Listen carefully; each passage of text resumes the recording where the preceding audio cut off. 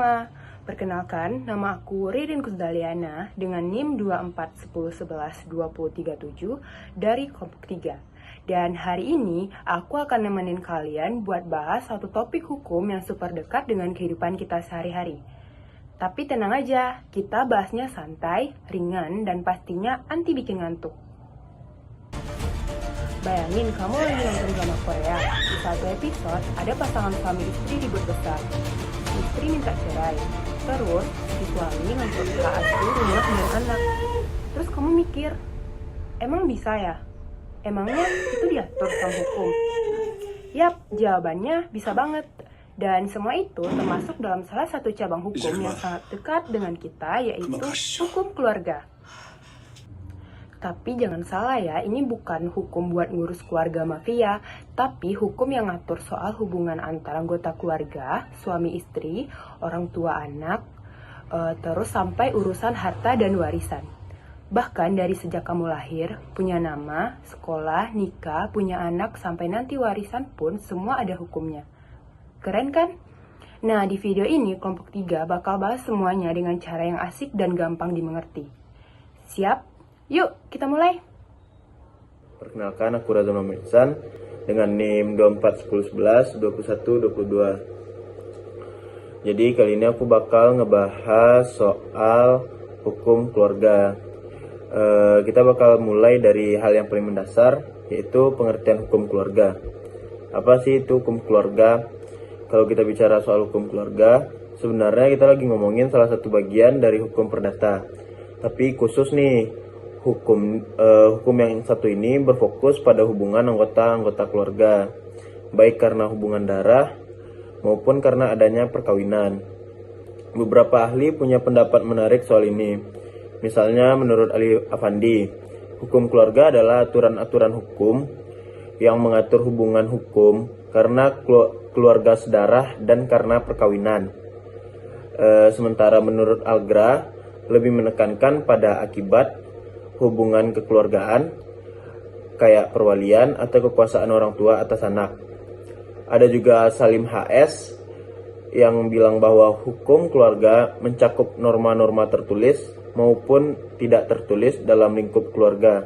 Dan yang terakhir menurut Marta Eri Safira menyebut bahwa hukum ini mencakup berbagai ketentuan yang mengatur syarat, tata cara, sampai pembatalan dan perceraian, bahkan sampai pada perkawinan campuran. Sehingga pada intinya, hukum keluarga ini adalah hukum yang mengatur semua hal dalam kehidupan berkeluarga supaya terjaganya hak, kewajiban, dan keseimbangan dalam rumah tangga. Halo semua, perkenalkan aku Muhammad Wahyu Syaputra dengan NIM 2410113014. Pada statement yang kedua ini, kita akan membahas tentang sumber-sumber dari hukum keluarga, yaitu dari mana berasalnya aturan-aturan hukum keluarga tersebut. Oke, mari kita bahas. Ternyata di Indonesia, hukum keluarga banyak sekali landasan hukumnya, tergantung konteks dan agamanya. Bagi yang non-muslim, landasan hukumnya yaitu kepada Kitab Undang-Undang Hukum Perdata atau KUH Perdata. Kalau yang bagi Muslim itu menggunakan landasan hukum Undang-Undang Nomor 1 Tahun 1974 dan tata cara pelaksanaannya terdapat pada Peraturan Pemerintah Nomor 9 Tahun 1975. Selain itu, terdapat juga Undang-Undang Nomor 3 Tahun 2006 tentang perubahan Undang-Undang Peradilan Agama. Terus ada juga Peraturan Pemerintah Nomor 45 Tahun 1990. Dan yang paling penting itu dalam hukum Islam, yaitu Instruksi Presiden Nomor 1 Tahun 1991 tentang kompilasi hukum Islam atau KHI. Terus ada namanya yaitu jurisprudensi, yaitu adalah keputusan-keputusan hakim sebelumnya yang bisa dijadikan pedoman. Lalu ada juga hukum adat. Hukum adat itu adalah termasuk sebagian pengatur hukum dalam hukum keluarga yang terjadi saat ini. Jadi Bisa dibilang hukum keluarga di Indonesia itu sangatlah bermacam dan beragam karena disamakan dengan budaya masyarakat yang beragam juga di Indonesia. Halo semuanya, kembali lagi bersama kami di kelompok 3 dengan aku sendiri, Cynthia Rifainela dengan NIM 2410113123. Dan aku, Hana Intan Mafira dengan NIM 2410111051.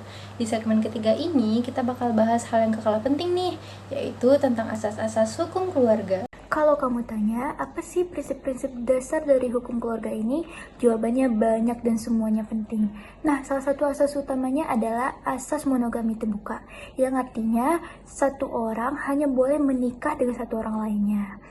Nah, tetapi dalam kondisi tertentu bisa juga dilakukan poligami, tentunya dengan syarat yang sangat ketat. Nah, ada juga asas konsensual, yaitu bahwa pernikahan harus terjadi atas dasar suka sama suka, tanpa ada paksaan sedikit pun. Lalu ada asas persatuan bulat, yang menyatakan bahwa semua harta yang diperoleh selama pernikahan itu adalah milik bersama. Asas proporsional menekankan kesetaraan antara suami dan istri. Sementara asas tidak dapat dibagi artinya pernikahan itu tidak dapat dilaksanakan setengah-setengah, harus dilaksanakan sepenuhnya. Selain itu ada asas amanah, yang artinya setiap anggota keluarga punya tanggung jawab moral dan hukum atas perannya masing-masing. Kemudian azas seperti kesukarelaan, persetujuan kedua belah pihak, dan kemitraan itu juga menjadi suatu pondasi penting agar hubungan suami istri itu menjadi harmonis, saling mengisi, dan berjalan dalam keadilan.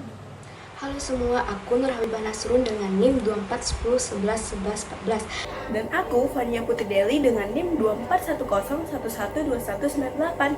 Dan selanjutnya kita akan melanjutkan ke segmen 4. Di segmen kali ini kita akan membahas mengenai ruang lingkup hukum keluarga yang mana mencakup berbagai aspek dalam hubungan kekeluargaan. Mulai dari perkawinan, perwalian, pengampuan, hingga urusan tentang hak dan kewajiban dalam keluarga. Langsung saja mari kita simak penjelasan selengkapnya. Pertama-tama ada perkawinan, yang secara hukum perkawinan adalah suatu ikatan lahir dan batin antara seorang pria dan wanita sebagai suami dan istri untuk membentuk suatu rumah tangga yang bahagia dan kekal. Tapi nggak selamanya rumah tangga berjalan dengan mulus kan? Makanya hukum keluarga juga mengatur soal perceraian, yang prosesnya harus lewat pengadilan dan hanya bisa dilakukan kalau ada alasan yang sah menurut undang-undang. Lalu ada juga yang namanya harta benda perkawinan. Nah, dalam harta benda perkawinan ini ada yang namanya harta bersama, harta bawaan, dan juga harta perolehan. Yang dimaksud dengan harta bersama adalah semua yang didapat selama menikah. Kemudian yang dimaksud dengan harta bawaan adalah harta yang didapat sejak sebelum menikah. Kemudian yang dimaksud dengan harta perolehan adalah harta masing-masing yang didapat setelah menikah. Kemudian ada juga aspek penting lainnya, yaitu kekuasaan orang tua. Orang tua bertanggung jawab penuh dalam mengasuh, mendidik, dan melindungi anak-anak mereka. Tapi jika orang tua tidak dapat melaksanakan tugas tersebut atau orang tua sudah tiada, maka peran ini dapat diambil alih lewat sistem perwalian, yaitu orang yang ditunjuk untuk mewakili anak yang di bawah umur. Dan yang terakhir nih, ada juga pengampuan. Ini berlaku khusus untuk orang dewasa yang oleh karena alasan tertentu, seperti gangguan jiwa atau kecanduan berat. Mereka dianggap tidak mampu mengelola hidup dan hartanya sendiri, maka mereka bisa ditempatkan di bawah pengampuan oleh wali atau pengampu yang ditetapkan oleh pengadilan. Halo, aku Fatih Ramadana dengan NIM 2410113064 dan aku Muhammad Faisal Kiri dengan NIM 2410117008. Nah teman-teman, di segmen ini kita akan membahas tentang hak dan kewajiban suami istri dalam hukum keluarga. Topik ini penting banget karena hubungan dalam pernikahan bukan hanya soal cinta, tetapi tanggung jawab hukum. Nah betul sekali, ada hak yang harus dipenuhi dan kewajiban yang harus dijalani oleh kedua belah pihak.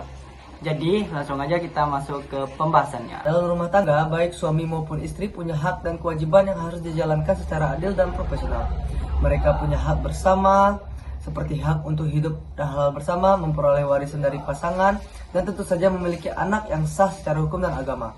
Istri punya hak untuk menerima mahar, nafkah, diperlakukan dengan baik. Sedangkan suami juga punya hak untuk dihormati dan ditaati oleh istri dalam batas-batas yang wajar dalam sesuai hukum.